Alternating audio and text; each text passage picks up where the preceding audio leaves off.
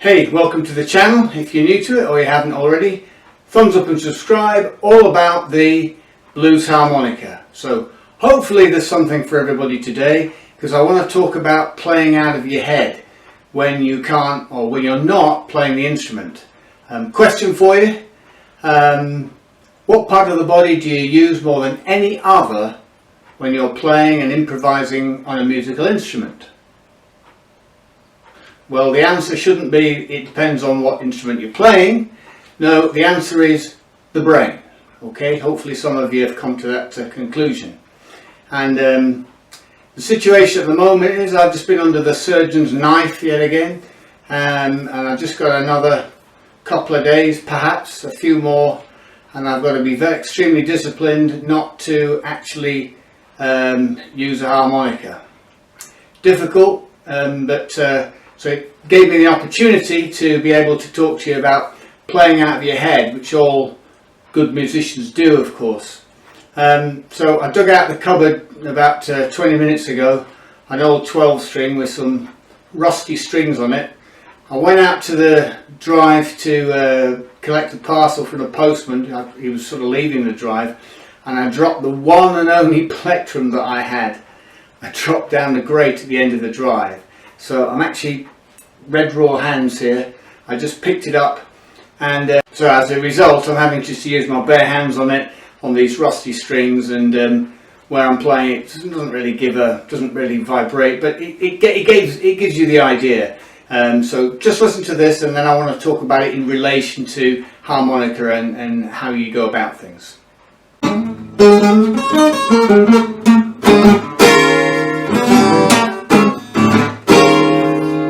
I've been walking all day, old friends I can't find. Hot go cold, play the blues when I can find. Calling you baby, took my very last time.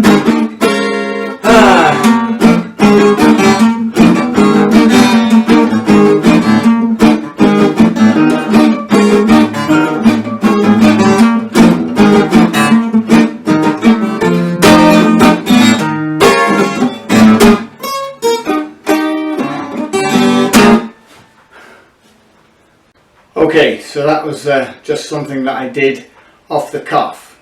What I actually did there was spend about 10 minutes, pick the thing up, put it in some form of tuning. One of the strings was about to go on the damn thing. And I thought about a lyric that I knew, and then I changed it for my own ends, what I thought was more appropriate, and then I basically just did it. Now the point is, what I'm doing there is, from a creativity point of view, is extremely limited. So I haven't really gone into a solo. I really wanted a 6-string for that. 12 strings are really good in open tunings when you can do a lot with them, and you've got a plectrum available, of course. But I probably need a small body guitar, something I can really hit and get round and resonate and dampen off for blues. But the point was that I did something very quickly there, and from a creativity point of view, there isn't a lot of creativity going on. It becomes more compositional. I think I'd messed with that for 10 or 15 minutes, and then that was either the first or the second take I did, and then that was that. My hands were red raw. I couldn't do it. Cut the back of my hands sliding across, because it's just particularly those strings. So the point is that I'm having to do this discipline, or I'm sitting at the piano most of the time. I don't really play guitar these days for compositional work. But when you can't play the harmonica and you walk about in your daily life, how you can exercise the mind all the time, and you're playing all the time. That is the thing about playing out of your head. So for example, if you're just starting out on the instrument, one of the most important things you need to do is you need to understand the layout. And when you start to blow and draw, don't you? Say we've got a C harmonica. You need to understand the layout as if everything is on a C harmonica. Alright? Now, because I've been a multi-instrumentalist and I've been a jazz saxophonist all my life and played multiple instruments, it doesn't concern me whichever 10-hole diatonic harmonica I pick up. whichever one I pick up, I just see the notes and hear them in that way, and I can tell you what they are. But that can be extremely confusing. It can even be confusing for people who do play other instruments as well. Okay, so, but you really need to know the layout on a C harmonica, which is important. And then of course, then we talk about positions. And the reason we talk about positions is so that if you move on to another harmonica, the position is exactly the same as you're on that one. It's just it's in a different key. All right, so the position's the thing that's the most important. It's the icing on the cake if you know everything. But you play out of your head so that, you know, if I said to an advanced player, okay, we're now switching on, we're now on a C harmonica, and we're now in a 10th position.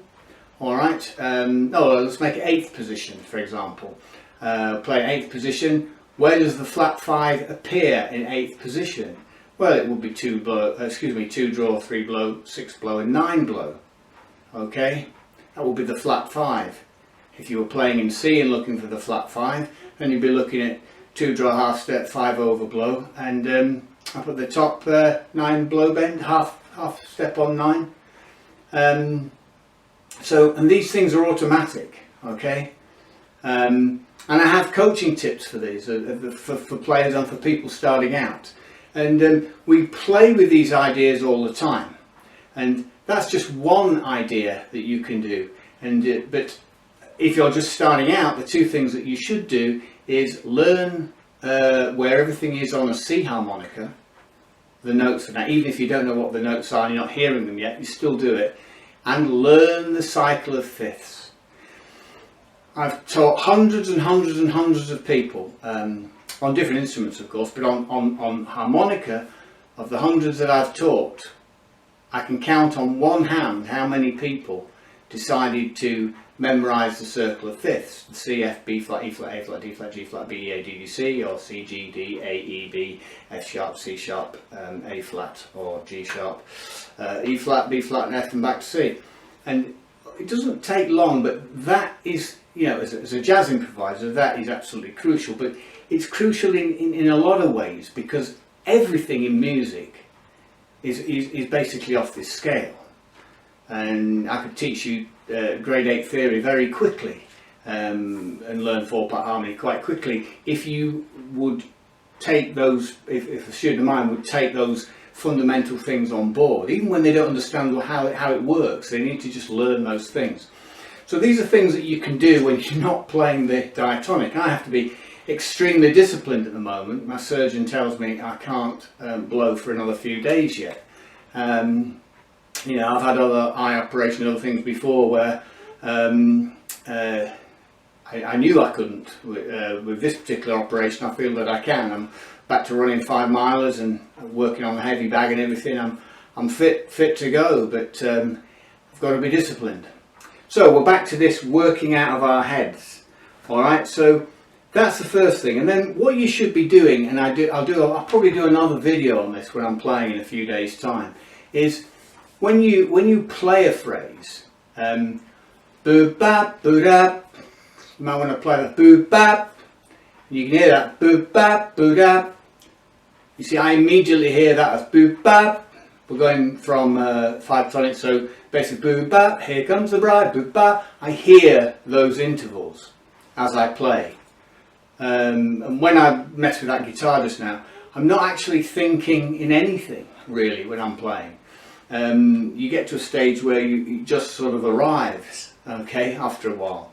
But the point is, you can do an awful lot of playing out your head. In fact, to cut corners, you play a lot more out of your head than you do with the actual instrument. The most important thing is you have to be intrinsically motivated. I gave up years ago on the actual motivation of students. Just like an undergraduate or postgraduate at university, they're not motivated. If they haven't got intrinsic motivation, the lecture's not going to motivate them. You know, they shouldn't be there in the first place if they've got to that point.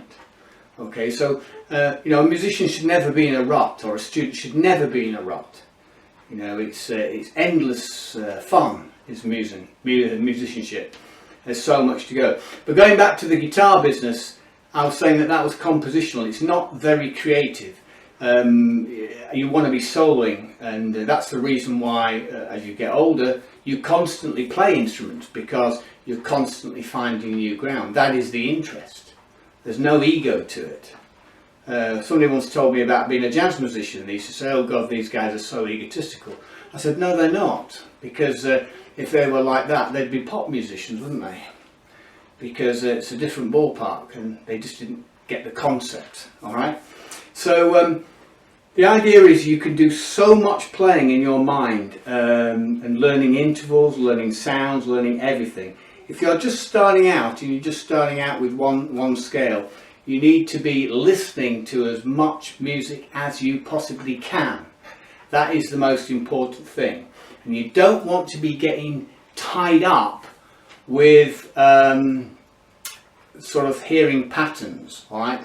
Patterns and scales, chords, they're for speed and dexterity, and then for application in different ways, and you fragment them into certain things.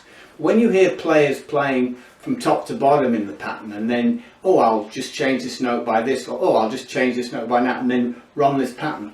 Well, it is a way of kind of improvising, but it's extremely, I find it as dull, I think is the word.